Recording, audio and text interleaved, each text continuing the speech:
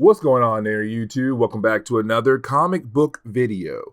Okay, so we're going to continue our coverage over the X-Men, but now we're going to jump back over to Wolverine, and we're going to cover issues number 38, 39, and 40 for today's video from Wolverine's 1988 series. Now, this three-part story arc is really more of Wolverine going up against, well, Wolverine. Yes, you heard that right. In this three-part story arc, we're going to have two Wolverines going at it. But the question is, which one is the real one?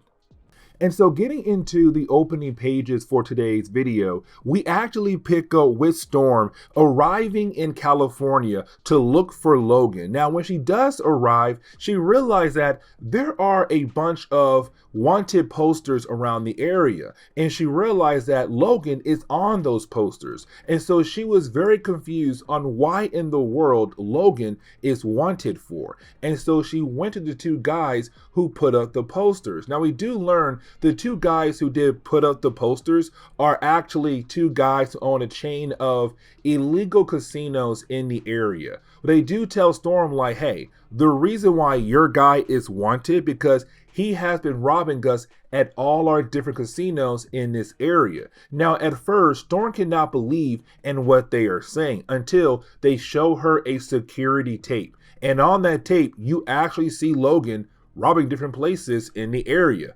But you also see him with a little girl. And it's kind of like, is that really Logan? Now, on the tape, he does get shot. As we all know, Logan can take a few bullets. And so it does seem like, okay, it has to be Logan. He just took like a few bullets in the back. But then also, he popped out his claws. Now, for Storm, she cannot truly believe that her friend is now going around to different casinos to rob them. There has to be more to the actual story.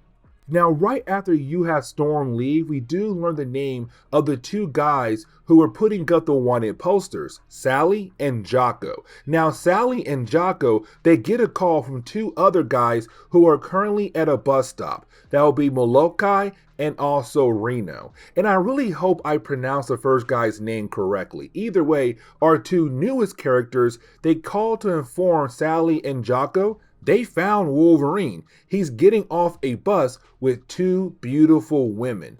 And it's kind of like, hey, we'll take him down right now and bring him to you at this exact moment. And so they hang the call up to go confront Wolverine. Now, when it comes to Logan, he realized that these two guys means business, but it seems like he has no idea why these two guys are actually after him. Either way, you do have Molokai and Reno being able to knock out Logan and begin the process of taking him over to Sally and Jocko. Except now we have to jump over to another casino, another illegal casino. Now, we do see Logan, the other Logan, break into the place to, of course, rob the place. But like we saw earlier on that security tape, we saw Logan with a young girl. And we still have no idea who is this young girl. But either way, he just brought her onto his latest crime as he begins to rob the place. But getting back over to Molokai and also Reno, they do head over to where Sally and Jocko are at. Now, for our two guys, they truly believe they have Wolverine, except when they do arrive to meet up with Sally and Jocko, you have Sally say, no, you guys are incorrect. You don't have the real Wolverine. The real one just hit another spot of ours, another illegal casino. And that is when you have the real Wolverine pop out of the trunk like, okay, I want to know what in the world is going on here. Why did you guys kidnap me? But getting back over to the other Wolverine and the young girl, we do learn that these two characters are not technically human at all. That matter of fact, they are cyborgs. And you see what I mean here in a moment. But we do learn that these two characters, the reason why they're going around to different casinos to rob them is to hopefully get the attention of the real Wolverine so that he will try his best to hopefully find them. And once he does arrive, their goal is to get rid of him. Now, we do learn who actually did create the two cyborgs, and that would be Donald Pierce. Now, Donald Pierce is a character that we had talked about before. He is actually a cyborg himself, and really, he leads a group of cyborgs called the Reavers. Now, for Donald Pierce, this man got a huge hatred towards the mutant race, and so his main goal is to get rid of the mutant race. But his main goal, like his number one goal right now, is to get rid of Wolverine. And the reason why, because the last few story arcs that he had appeared in, he was actually able to capture Wolverine, but every single time it seems like he'll be able to kill off Wolverine, Logan is able to walk away unharmed and be able to go on with his life. And so Donald Pierce created two robots, the fake Wolverine and the young girl. Now, the young girl, her name is actually Elsie-Dee. Now, Elsie-Dee does become somewhat important in later books down the road. Now, here's the thing. She is a cyborg as well, except her entire body is just one big bomb. Now, for Donald Pierce, his whole entire game plan is that to use the fake Wolverine to frame the real Wolverine. See, Donald Pierce knows if the fake Wolverine goes around robbing all these different illegal casinos, then sooner or later, word is gonna get out there that Wolverine is robbing people. But also word is gonna get out there that Wolverine is also holding a young girl as a hostage. And once that word gets back to the real Wolverine, then he'll try his best to save the young girl, but to also take down the fake Wolverine. But when the real Logan arrives, the young girl will then hug him and then explode. And that should most likely kill him off. But here's the problem though. You see, Lady Deathstrike say, hey, what if the young girl is too smart to actually do it? Now, to Donald Pierce, the young robot girl should have the mind of a 5-year-old. Except we do learn that one of the Reavers had actually messed up and gave her some high-level intelligence. And so there is a huge chance that she might try not to blow up Logan. Now, getting back over to the real Wolverine, we do learn that he was able to figure out how he'll be able to track down the fake Wolverine, because when the last time the fake Wolverine had robbed a casino and took a bunch of money, there was a tracker inside that bag of money. And so for our Logan, he's going to use that tracker as a way to find the fake Logan and the young girl as well. Except you also have Sally and Jocko trying their best to chase after the real Logan, because they want their money back from the fake Logan as well. And so you have fake Logan being chased by two different parties. Now, as we learned earlier, Elsie-Dee is actually smarter than she was supposed to be. And so what she does now is she's beginning to upgrade the fake Wolverine to make him as smart as Albert Einstein. And really, she gives him a name. She calls him Albert. So at this point on to the rest of the video, we're going to call the fake Wolverine Albert so that we are able to not get too confused here. Now, with Albert now having the intelligence of Albert Einstein, they believe that he should be able to take out Logan. And if he does that, then Elsie-Dee does not have to blow up and die. Now, getting back to Logan, he's right now trying to use that tracker as a way to find Albert and Elsie, which he is able to do. But let's not forget that earlier at that bus stop, he was getting off the bus with two beautiful ladies. And well, they find him again. And so they do get in the car with him. And at first he says, listen, I got to take care of some business. But once they do arrive at the building, they're kind of like, no, Logan, you promised us some fun time at the beach. And so for Logan, it's kind of like, fine, I'll take care of that business later on. For me, let me focus on these two young ladies. Now, inside the warehouse, Albert and Elsie saw Logan pull up and drive away. But now it's Elsie saying, hey, Albert, go ahead and follow him and go ahead and try your best to get rid of him. And so Albert leaves. Now, the rest of the first chapter is really more just one big, huge battle. So, as soon as Logan does arrive at the beach, he is then confronted by Albert, and you have those two guys begin to fight against one another. Now, luckily for Logan, Storm is there as well. She was able to find Logan, except she also sees the guys she met earlier are there as well, and she already knows they're coming after Logan and also Albert as well. And so to give Logan some time to take care of Albert, she goes ahead and uses her abilities to take out the thugs. Now, by the end of the section, you still have Logan being able to take out Albert. Like, yes, he may have the intelligence of Albert Einstein, but he does not have the proper healing factor of Logan. And so Logan was able to take down Albert very easily. Now, after doing that, you then have Elsie contact Albert and say, listen, you can repair yourself.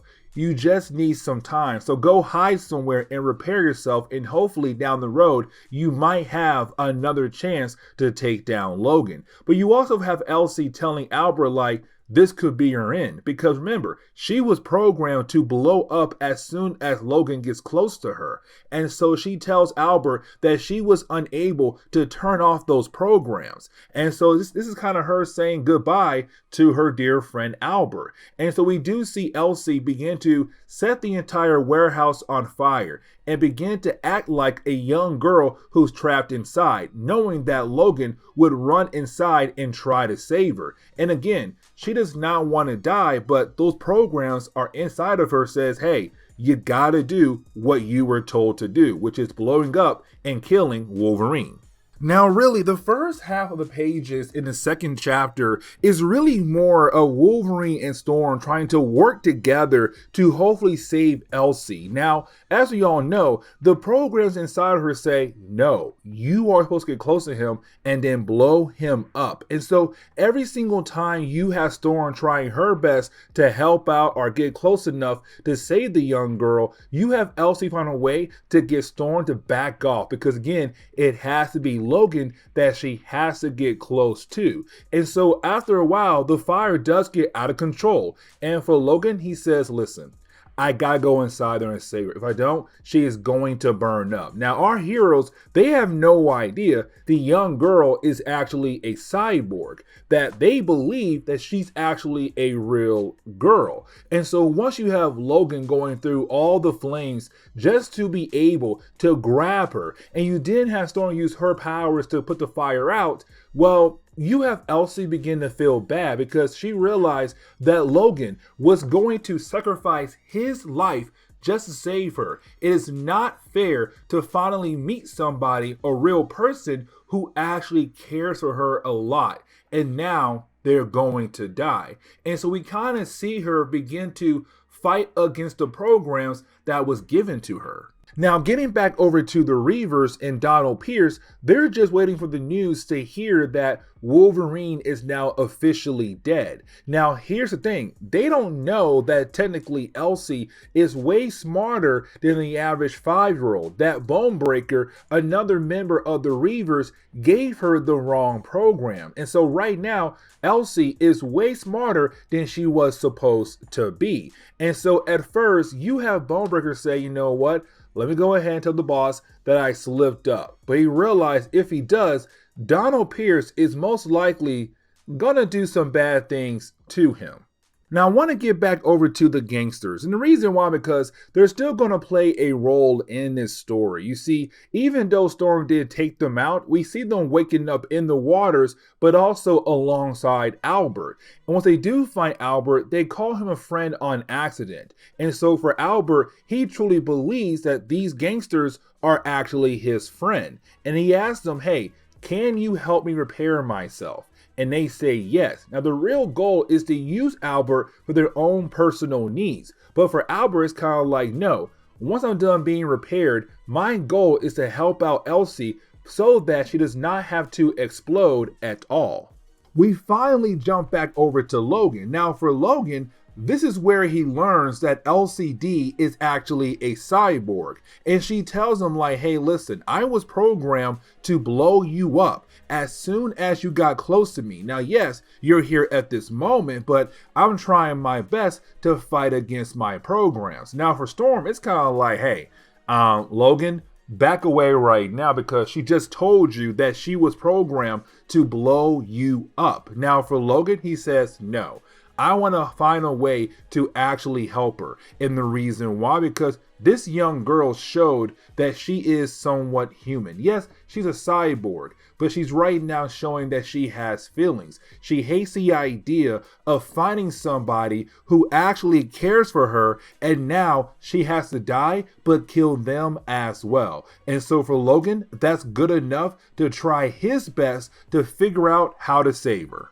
Now I want to jump back over to Albert, because you have Albert go over to a radio hut. Guys, I'm not going to explain what a radio hut is. Just know that if you were born and raised in the 80s and 90s, you kind of know what a radio hut is. But either way, he goes inside and tries to hook up to the actual system of the radio hut to hack into the NSA so that he is able to find a way to hopefully save the life of Elsie-Dee. Now the owner of the radio hut is kind of like, hey, I don't know what you're doing right now, but you gotta stop. But you have the goons that came with Albert say, hey, listen, that's our guy right now. If he wants to come in here and use your place as some kind of source to log into the NSA, we're going to allow him to do that. Do you got a problem? And the owner backs off. But you have Albert continue on to hopefully find a way to save Elsie-Dee.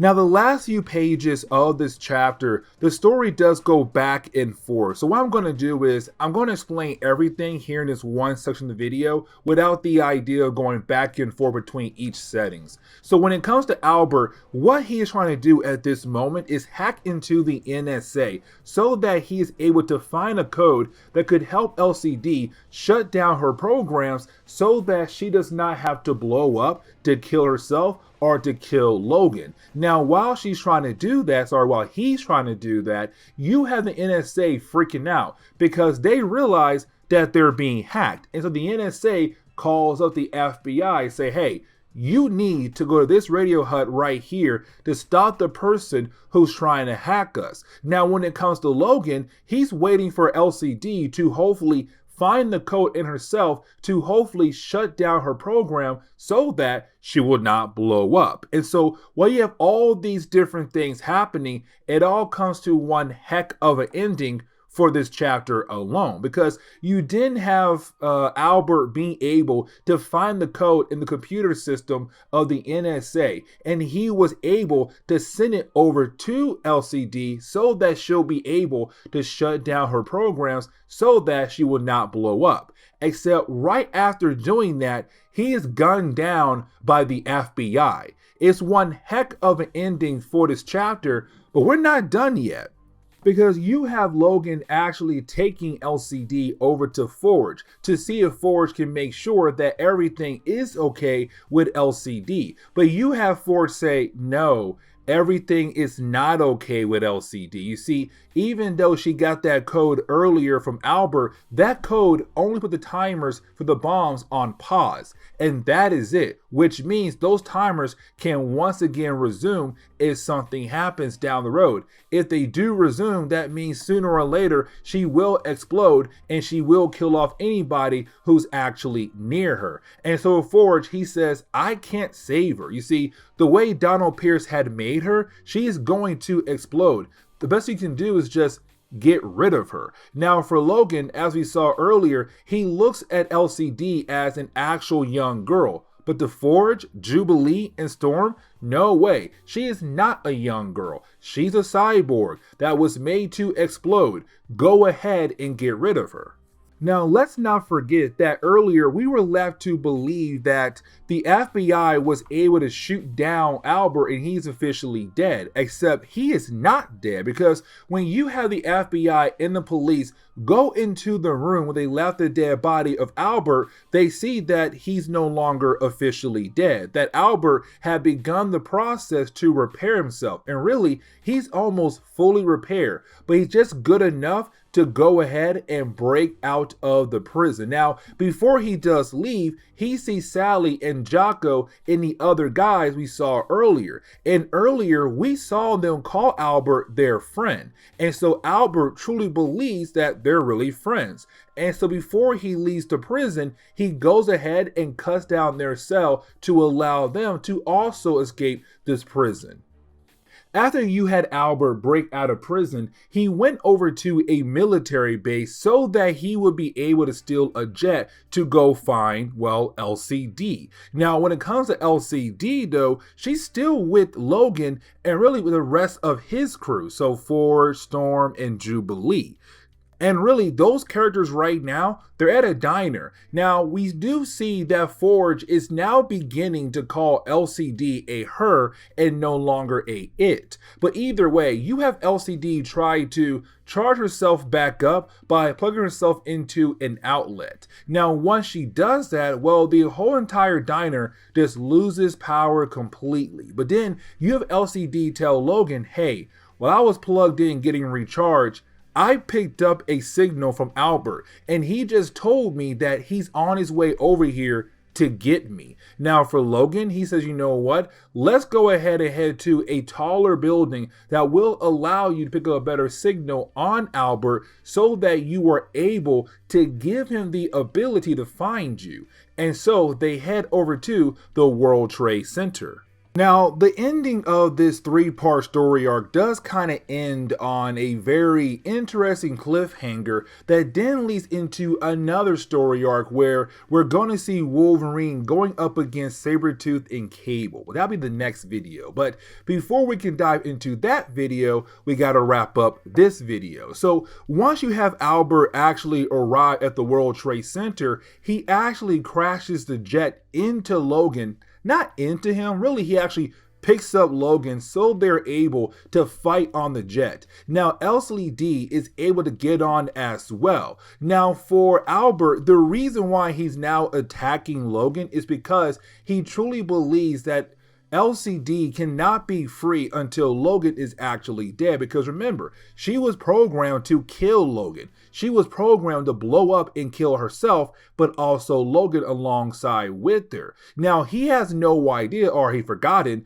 that basically the code that he sent to her was able to put her programs on hold, which means that technically she is okay. And so at first, you do have the two characters fighting against each other, but Elsie-Dee is able to have both characters stop fighting against each other when she tells Albert, my programs are on hold right now. I am not going to explode. Like, technically, I am free, not completely, but I am somewhat free. Now, you do have Logan tell Albert, like, hey, I'm okay with walking away.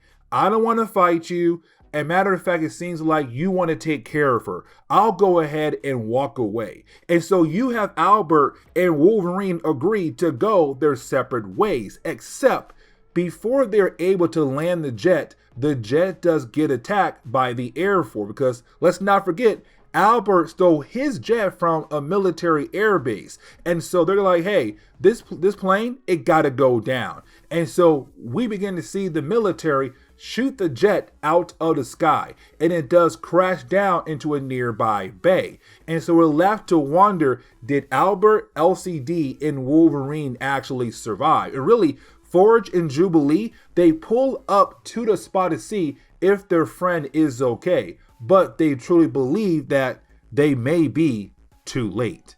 And this is where we are going to end today's comic book video. So please leave me a like down below and subscribe. But guys, see y'all next time. Later.